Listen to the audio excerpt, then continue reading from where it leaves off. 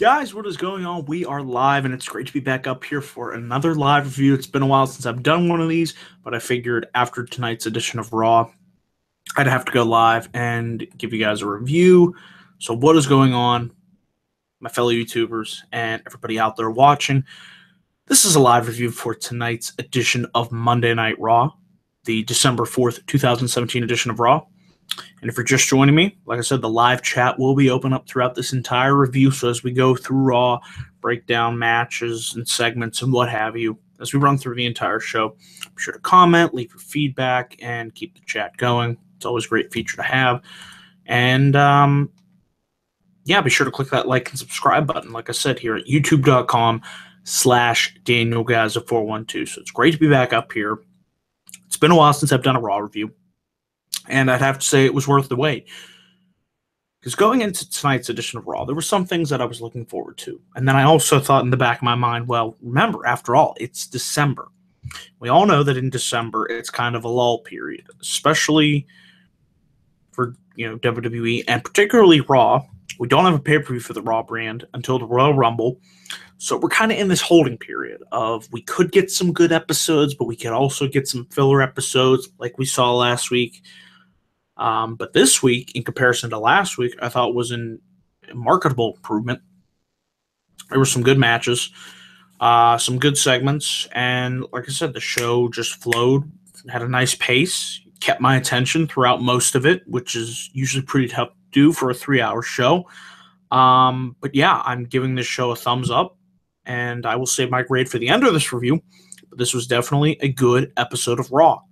And hopefully, I have my doubts. They could keep it going. We still have, 3 more episodes to go before the end of the year. So I'm not really expecting things to pick up until January 1st, the road to the Royal Rumble. Then things will begin easily picking up, and we get closer to the 25th anniversary of Raw.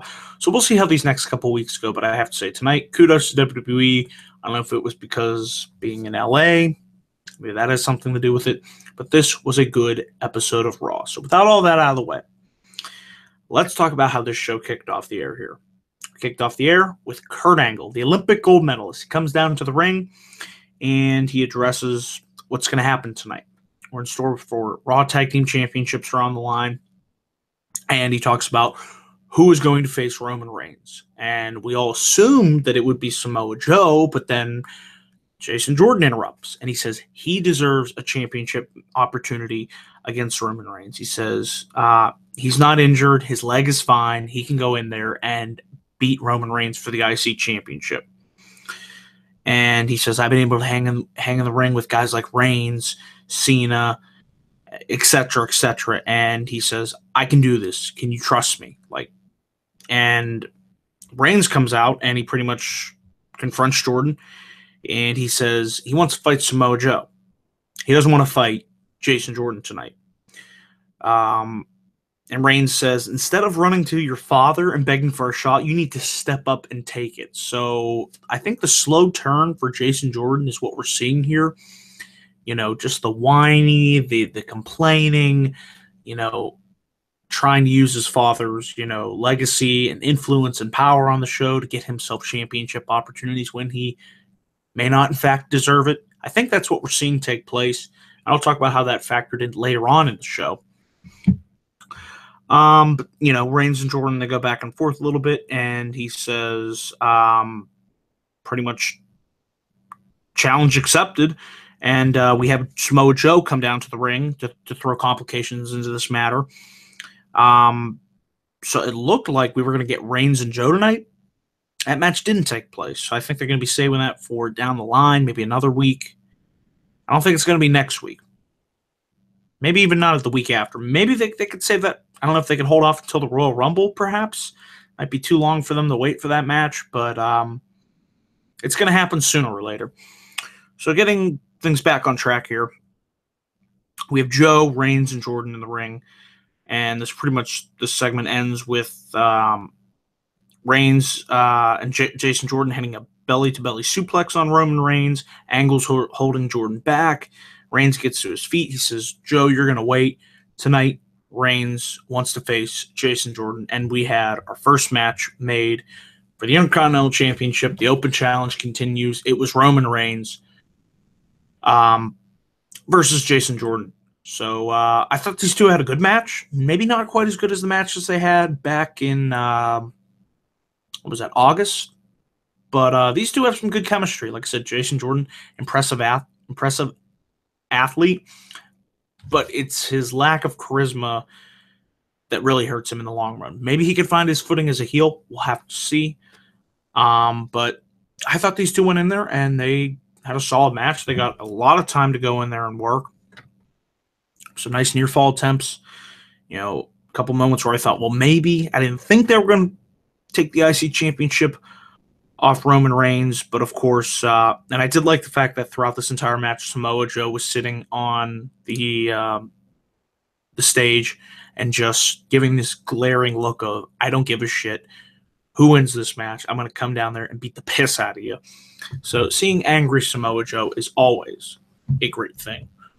And like I said, there were some good spots in this match, whether it was, Jason Jordan sending Roman Reigns into the steel ring steps. Jason Jordan was able to catch Roman Reigns in midair and drive him into the ring steps, I should say. So that was a really nice spot. Reigns tried to go for a Superman punch. Jordan got out of the way, and he hit Reigns with a backdrop driver. So like I said, just some nice near falls, some crisp wrestling in this match. And Reigns hit a DDT on Jordan. Jordan was able to kick out. Reigns hit the Superman punch, and I thought that would have been it right there. But Jordan kicked out. Very nice near fall. Jordan attempted to set up for his finisher, but his knee gave way. Reigns rolled through, hit the Superman punch successfully, and the spear to retain his Intercontinental Championship. After the match, it looks like Samoa Joe's going to go down there and attack a weakened Roman Reigns. And Joe tried to get the Coquina clutch locked in, but Jason Jordan pulled Samoa Joe off Roman Reigns, and he suplexed him right out of the ring. And Jordan, Joe was kind of distracting him, what have you, and then Jordan turned around, ate a Superman punch, and literally sent him out of the ring. So what happened after the match was actually the interesting part of this. So backstage, Jordan comes in. He says, I want another championship opportunity after he lost. And Angle said, I'm not going to do that. I'm not playing favorites. I don't know who the hell you think you are. No matter, even if you're my son, I can't play favorites. I'm not going to jeopardize my job. And Jordan asked for Angle, I want Samoa Joe then tonight. And Angle said, I'll take that under advisement. And before you know it, Samoa Joe attacks Jason Jordan from behind.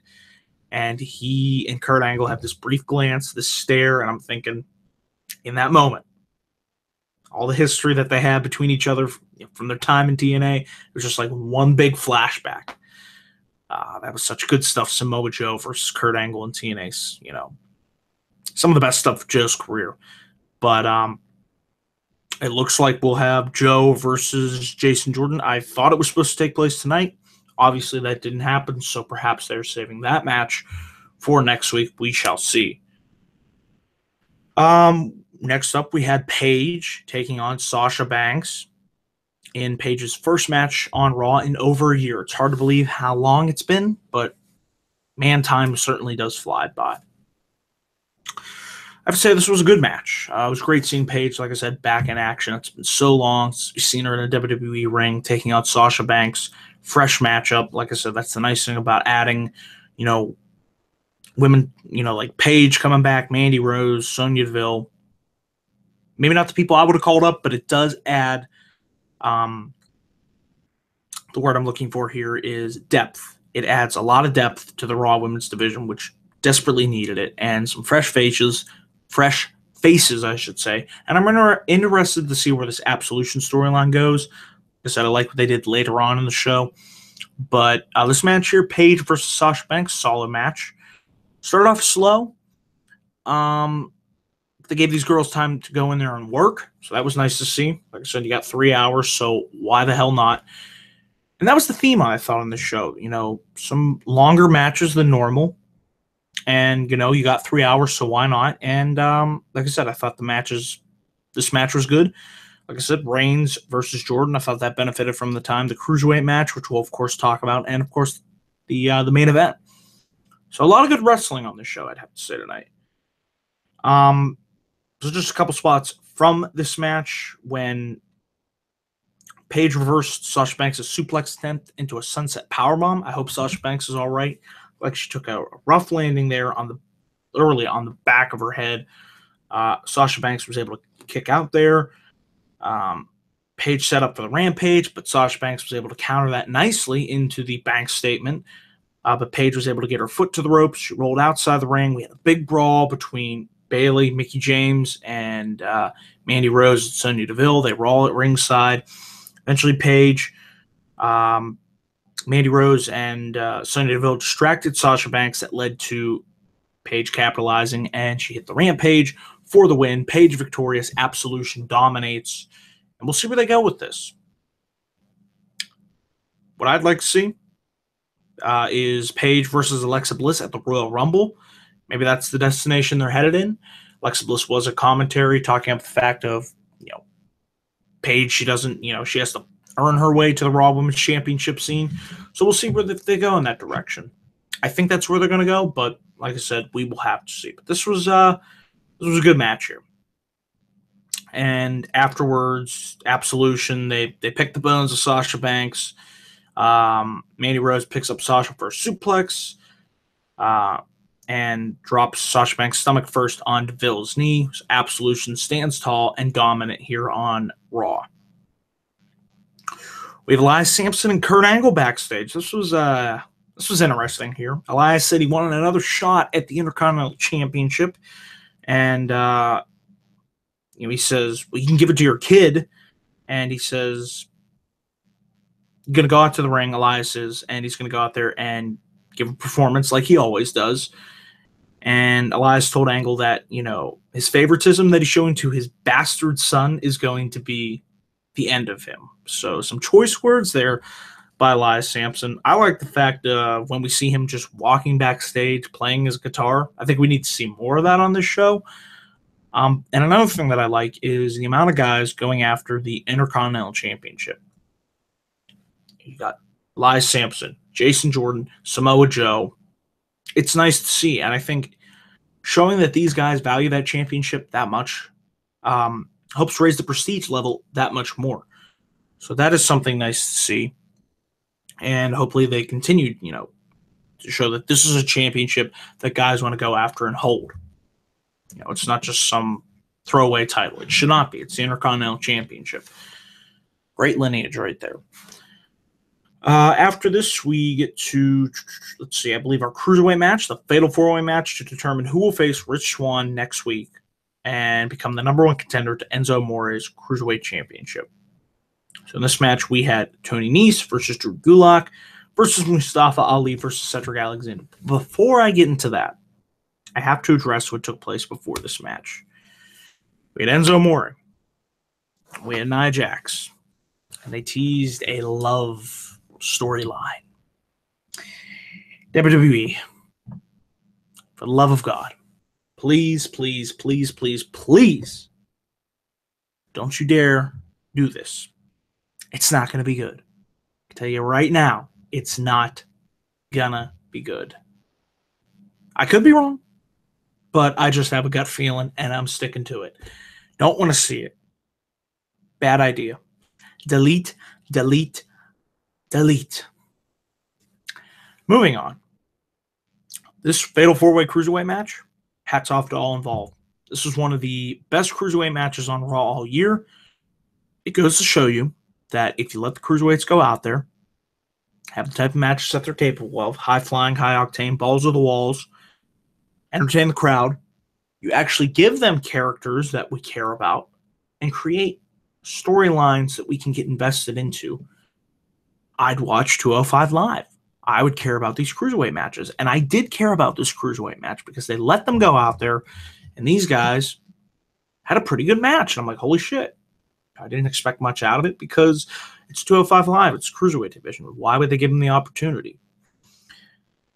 But really, the stars of this match were Cedric Alexander and Mustafa Ali. They went in there and they were just tearing it up against each other. Back and forth, back and forth. Just great near falls. Like I said, some high-flying moves where Alexander was able to hit his lumbar check on Mustafa Ali, or should I say Tony Nese. So towards the end of the match, Alexander hits Tony Nese with the lumbar check. Nese rolls out of the ring. Alexander picks up Ali, hits him with the lumbar check, but Drew Gulak is able to push Cedric Alexander out of the way, and your new number one contender is Drew Gulak. Surprising to see Gulak win here. I thought for sure it was going to be Cedric Alexander. That's why I was rooting for. Or even I'd like to see Mustafa Ali. So it's going to be Rich Swann versus Drew Gulak. And we'll see where that goes. Like I said, it's 205 Live, so can't get too excited for it. But from what I saw in this match, and the crowd actually responded, they actually cared. WWE, if you do more of this, people would care about this cruiserweight division. But it remains to be seen if they'll do that. I have my reservations. So, but this was a good cruiserweight match. And if somebody out there watching live, when was the last time we had a good cruiserweight match on Monday Night Raw? That's a really good trivia question. I'm not talking about 205 Live. I'm talking about Raw. When was the last time we had a good cruiserweight match? Because honestly, I can't remember. That's how long it's been. So we had Elias Sampson come down to the ring. He's about to sing a song for all of us because we're ready to walk with Elias. And he said he wanted competition. So who would come down to the ring but Braun Strowman? So that is not the guy you want to see. And he scares the shit out of Elias. He first gets out of the ring. Then he gets in the ring, tries to confront Strowman, and gets tossed to the outside. Elias hits Strowman with a boot, and he sends Strowman to the ring post. He takes his guitar, hits Strowman in the back with it. Strowman no sells it, and Elias tries to get the hell out of there, cuts him off with a clothesline. Strowman does. He throws Elias back into the ring, grabs the steel steps, and just as it looks like,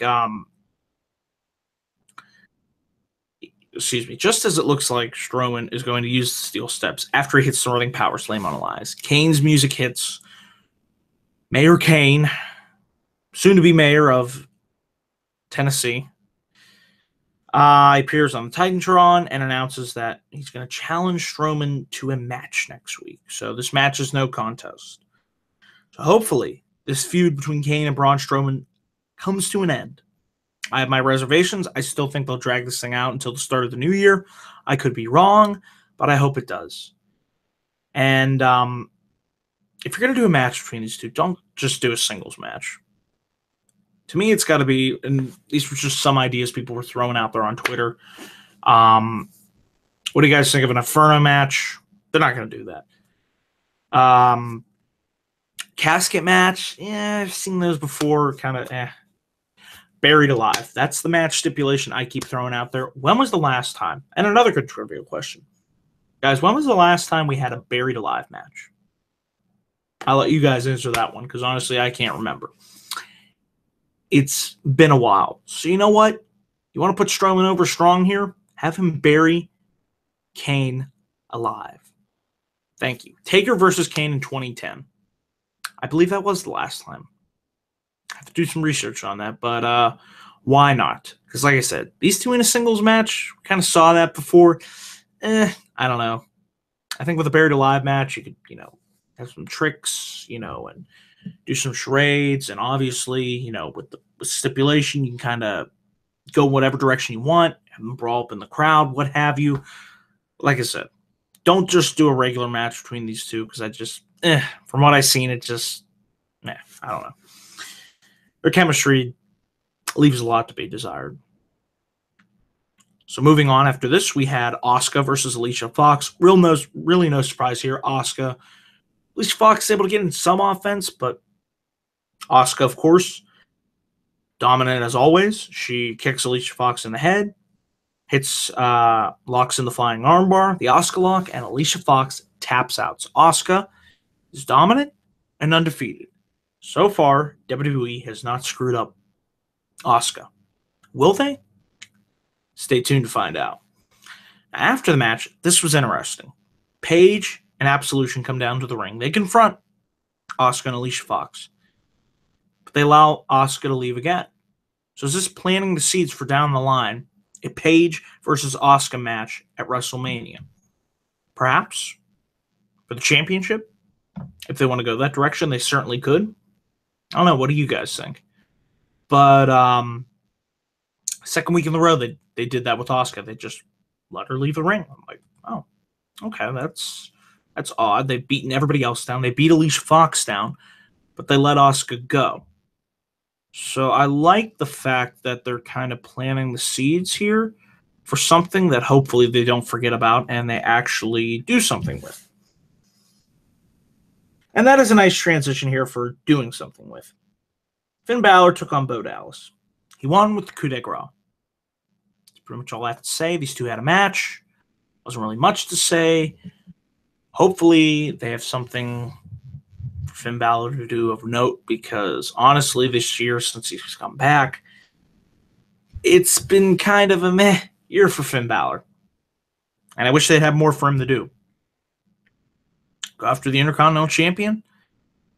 That would be nice. Finn Balor, Roman Reigns. I love the two matches that they've had before. Why not?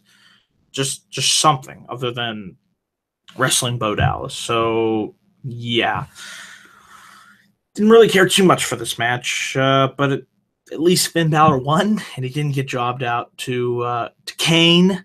You're right, because he's not over. You know, sounded like the crowd liked him. What do I know? Again.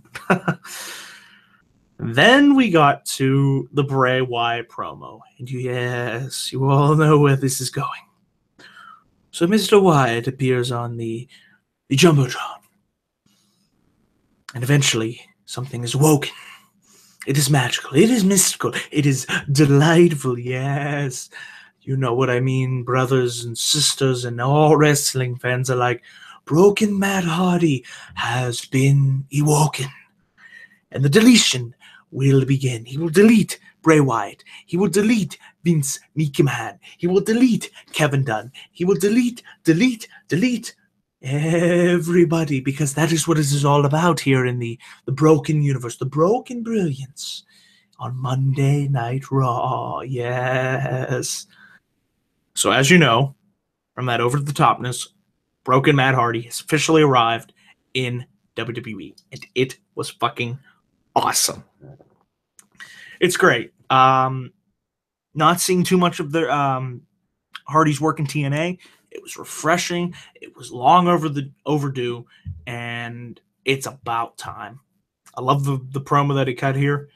It's zany, it's wacky, it's over the top. Just let Matt go out there, give him the creative control to a certain extent, and I'm not going to give him complete creative control, but give him that control to go out there. He knows this character. Allow him to craft it the way that he wants to, and just see how far you can go with this, because people were enjoying this tonight. I was enjoying this tonight. So just don't screw this up, because you don't know how far this could go. And like I said, it's something different on the show to see, which this show desperately needs. So it's great to see Broken Matt Hardy finally arrive in WWE. Then we close out things here with the Raw Tag Team Championships on the line in our main event. The Bar versus Seth Rollins and Dean Ambrose. And despite how many times these two have fought, I know it gets repetitive. I swear, guys, it is impossible for these two teams to go in there and have a bad match. They just have tremendous chemistry. They know each other so well, and it goes to show. Match after match after match. All pretty much outstanding. And this one was no exception, especially with the finish. But for most of this match, it was the Bar working on Seth Rollins. They worked him over. You know, they pretty much kicked his ass for a majority of this match, and eventually Rollins had to get the hot tag in to Dean Ambrose. Eventually things broke down here, and it looked like we were going to just end the match here with the Bar getting disqualified. Referee tried to pull away Sheamus, beating down Seth Rollins. Ref called for the bell. I'm like thinking, that's it? We're going to end this match in a disqualification? So Angle comes down on the stage, and he announces, we're not going to end it that way. This match is going to restart. It's going to be no disqualifications. Match continues. It's looking like, okay, match continues. We're going to see Rollins and Ambrose regain the Raw Tag Team Championships. And Samoa Joe comes out of nowhere, starts beating down Ambrose and Rollins. Roman Reigns hits the ring. Superman punches Cesaro, chases Samoa Joe out of the ring into the crowd. And before you know it, all this chaos is going on. Sheamus bro kicks Ambrose. Cesaro gets dragged on top of him. Sheamus and Cesaro still retain the Raw Tag Team Championships. I'm like, holy shit, we're actually doing storytelling here. You're weaving in the narrative of Reigns and Samoa Joe. So how will Samoa Joe get back at Roman Reigns? By costing his two best buddies the Raw Tag Team Championships. Holy shit. Bravo, WWE. It actually did it. Makes sense. It all ties together nicely. The Bar are still tag team champions. You know, they just won the titles back. So do you really want to cut their reign short? This short? I thought they were going to do it. I would have liked to have seen the Shield win. Kind of biased here, but there you go. But yeah, I thought the match that they had was really good. I thought the storytelling was good with the ending. It was well done. And this was a good episode of Monday Night Raw in December. Holy shit. It could be possible. So, wrapping things up here to a close, guys. I did enjoy Raw tonight. And I hope you guys did too. I hope you enjoyed this review as well. And for my final thoughts here on Raw before I close things out, my grade for Raw, I'm giving it a B. This was a solid B show. Got a B plus in the comments section. Yeah, I'm right there with you. B plus. It's tough. I'll go with a B. But like I said, I still enjoyed this episode of Raw a lot from start to finish. Real quick here, looking at the poll on Twitter, you guys enjoyed it as well. 92% thumbs up, 8% thumbs down. Be sure to vote on Twitter at DanielGuys412. And that does it, guys, for my live Raw review. I want to say thank you all for watching. Be sure to check out this channel for more video content coming soon down the line here at youtube.com/DanielGuys412. And before I go off the air here, I have a big announcement for all my loyal subscribers and new listeners out there. Mark your calendars. It is time for the third annual Guyza WWE Year in Review Awards video here on this channel. It's third year now. It's hard to believe. I've been doing this for 3 years here on YouTube. Couldn't do it without all your love and support. So thank you, the loyal subscribers out there. It's all for you. But yeah, my Year in Review Awards video for 2017 will be on December 19th. Time to be determined. But that is the day that we're going with. Going to have special guests on here. Club of the Man 1993, Robbie One Kenobi, and my good friend BSP Wrestling Show, a.k.a. Gene. So it'll be great to have the Four Horsemen back together for an annual tradition on this channel. We're going to break down 2017. Got a number of different categories. It'll be great. It'll be live, interaction, what have you. Tell one, tell all. I want to get the advertising out there as soon as I can. So once again, December 19th, my third annual WWE Year in Review Awards video. Should be fun stuff, guys. So with that announcement out of the way, I want to say thank you all for joining me for this live Raw review. Remember to click that like and subscribe button for more video content coming soon to the channel. And I will see you guys in my next video, whenever that may be. So until then, guys, thanks for watching and have a great night.